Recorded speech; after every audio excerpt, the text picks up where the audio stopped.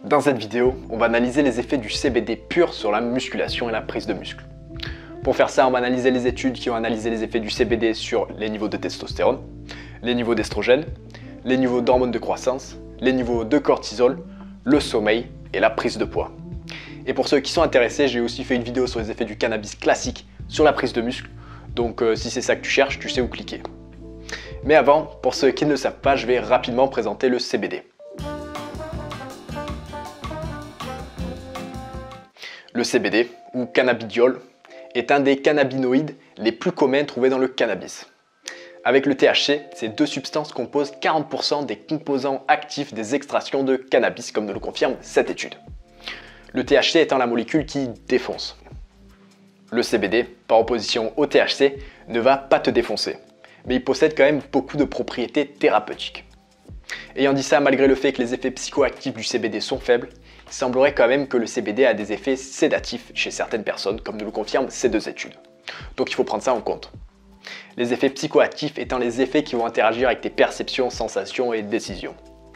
Sachant ça, commençons fort avec les effets du CBD sur le niveau de testostérone.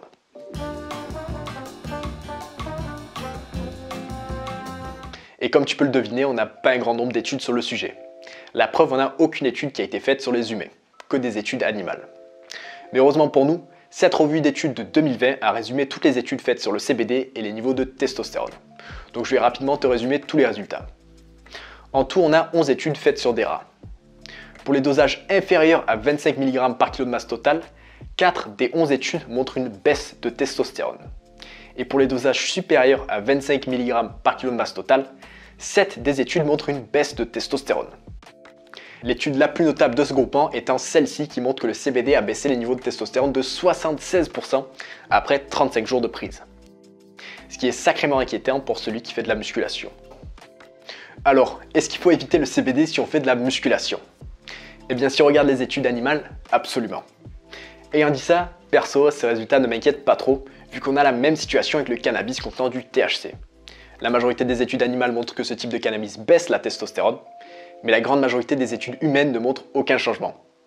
Et c'est facilement explicable parce que les récepteurs auxquels le THC et le CBD se lient, aka les récepteurs CB1 et CB2, eh bien ils interagissent avec énormément de processus corporels, donc c'est pas étonnant que les cannabinoïdes affectent les humains différemment que les rats. Donc personnellement, je ne m'inquiéterai pas trop, vu que je pense que les futures études sur les humains montreront aucun changement de testostérone. Mais malgré tout, il faut quand même prendre ces études en compte. Donc si tu fais de la musculation et que tu veux être sûr de maximiser ta prise de muscle, il vaut mieux éviter le CBD. Passons aux estrogènes.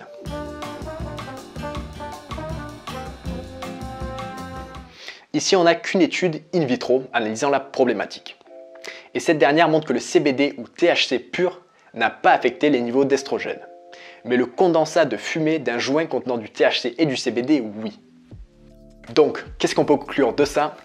Eh bien, toutes les formes de CBD pur ne vont probablement pas affecter tes niveaux d'estrogène. Ceci dit, si tu fumes du cannabis contenant exclusivement du CBD, perso, je penserais que oui. Mais bon, je rappelle que c'est qu'une étude qui a été faite in vitro. Et il suffit qu'il y ait une nouvelle étude montrant des résultats inverses pour remettre en cause notre conclusion. Sachant ça, passons à l'hormone de croissance.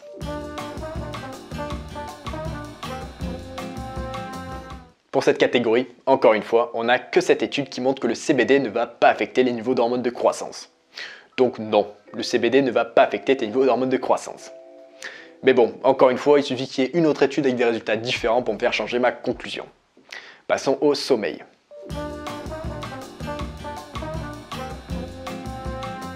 Le sommeil, comme tu le sais déjà, est crucial pour la récupération musculaire. Donc si le CBD augmente la qualité de sommeil, en tant que pratiquant de musculation, on va être content. Sachant ça, analysons les études. Et pour le sommeil, on a des résultats contradictoires. On a 7 études qui montrent que le CBD augmente le temps de sommeil, et 7 études faites sur le long terme qui montrent que le CBD va très légèrement augmenter la qualité de sommeil. Ceci dit, on a aussi des études comme celle-ci qui montrent qu'au contraire, le CBD a un effet stimulant, ce qui du coup réduirait la qualité de sommeil si tu le prends au mauvais moment. Donc on vient de voir quelque chose d'intéressant. Il semblerait que pour certaines personnes, le CBD a un effet de sédation et pour d'autres de stimulation. Donc en fonction de la catégorie dans laquelle tu te trouves, prendre le CBD le soir pourrait légèrement augmenter la qualité de sommeil ou au contraire la baisser. Ayant dit ça, d'après cette étude, c'est qu'une minorité des personnes qui vont se sentir stimulées après avoir pris du CBD. Donc pour la majorité des personnes, le CBD va très légèrement augmenter la qualité de sommeil, ce qui est utile si tu fais de la musculation. Mais si tu es une personne qui se sent stimulée après avoir pris du CBD, n'en prends pas le soir, quoi. Tout simplement. Sachant ça, passons à la prochaine catégorie qui va nous intéresser en tant que pratiquant de musculation. Les effets du CBD sur le cortisol.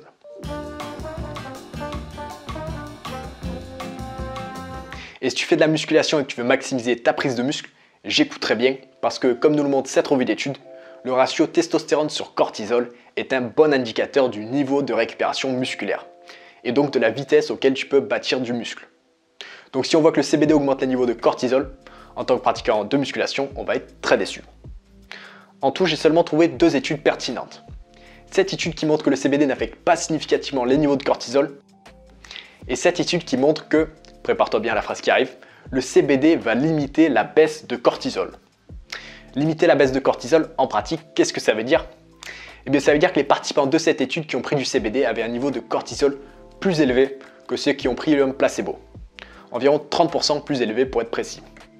Et vu que le CBD va baisser ou pas affecter les niveaux de testostérone, cette augmentation de cortisol va donc baisser le ratio testostérone sur cortisol et donc réduire la vitesse de récupération musculaire. Ayant dit ça, il y a aussi l'autre étude qui ne montre aucun changement de cortisol. Donc globalement, il semblerait que le CBD augmente le cortisol, mais pas de beaucoup. Ce qui expliquerait pourquoi une étude a montré un changement significatif et pas l'autre. Donc pour conclure cette partie, est-ce que le CBD est optimal pour la récupération musculaire? Non. Est-ce que le CBD va t'empêcher à bâtir du muscle? Non plus. Ça va juste, à mon avis, légèrement limiter ta récupération musculaire. Donc si tu fais de la musculation et que tu cherches à optimiser au max la prise de muscle, il vaut mieux éviter le CBD. Sachant ça, passons à la prochaine partie.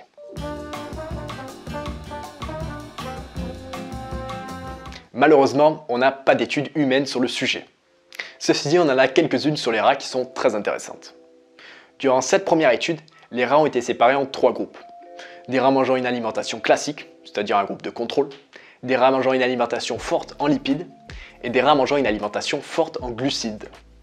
Et prépare-toi bien parce que la suite est très intéressante.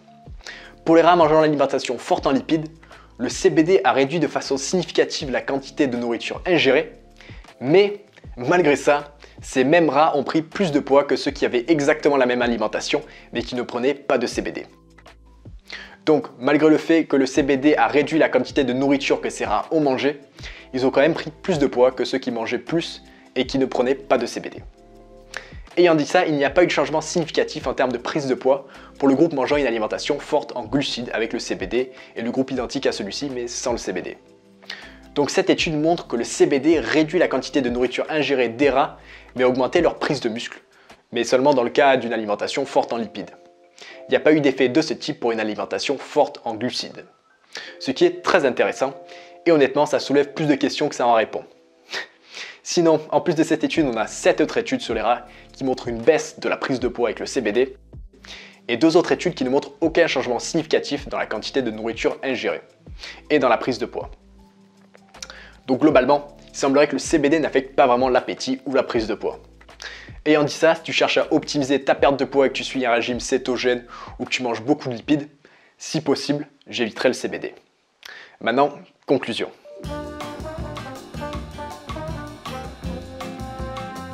Donc, petit récapitulatif.